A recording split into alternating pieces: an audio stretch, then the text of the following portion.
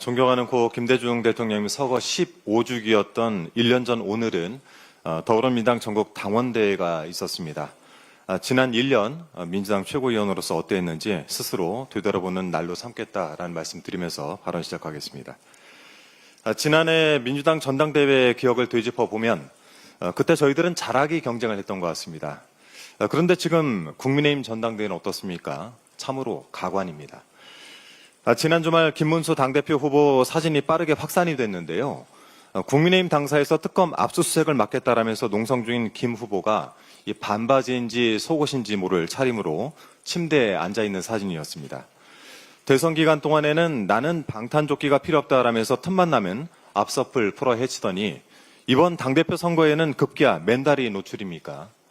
모르고 본 사람 눈은 도대체 어쩌란 말입니까? 혹시라도 체포영장 집행에 속옷 차림으로 난동을 부린 윤석열처럼 특검과 맞섰다는 선전문구를 기획하고 있는 것은 아닌지 모르겠습니다. 만일 그렇다면 생각이 참 저렴하고 유치합니다. 안철수 후보에 대해서는 때와 장소를 못 가리는 정치 감각이란 세간의 평가가 줄을 잇고 있습니다. 지난 금요일 광복절 경축식에서 이재명 대통령을 향해 작은 현수막을 펼쳐든 일이 있었죠. 아무리 당대표 선거가 급한 마음 이해는 하지만 광복절 경축식을 자신의 선거 유세장으로 써먹었어야 되겠습니까?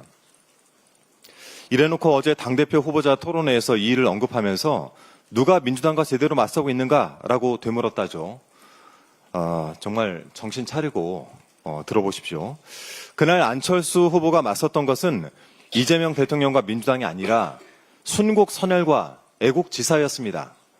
광복의 정신을 새기고 국민과 더불어 축하하는 자리에서 이 망령되게도 이런 일을 벌였다는 것은 도저히 용납을 하기 어렵습니다.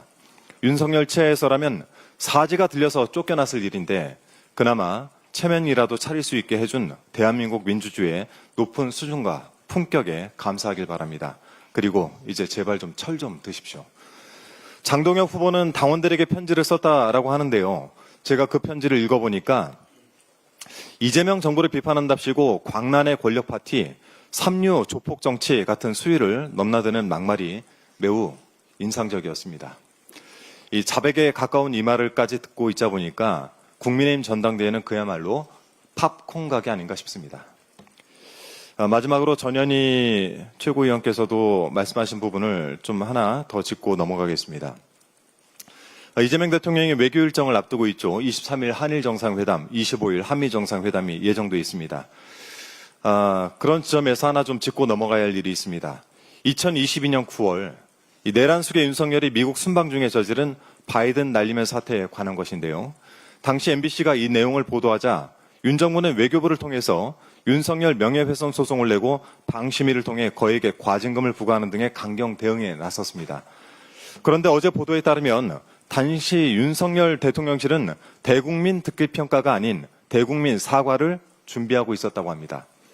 명예훼손 소송을 제기한 외교부도 외교부가 명예훼손 당사자도 아닌데 소송을 하면 안 된다라는 의견을 냈던 것으로 보입니다. 이게 다 VIP 경로 때문이란 정황에서 나온 것인데요. 이제 보니 윤석열 정권에서 발생한 기묘한 일들은 전부 그 경로 탓이 아니었나 싶습니다. 우리나라와 미국 사이를 어색하게 만든 사건, 언론 탄압의 신호탄이었던 바이든 날리면 사태에 대한 진상 규명이 반드시 필요해 보입니다.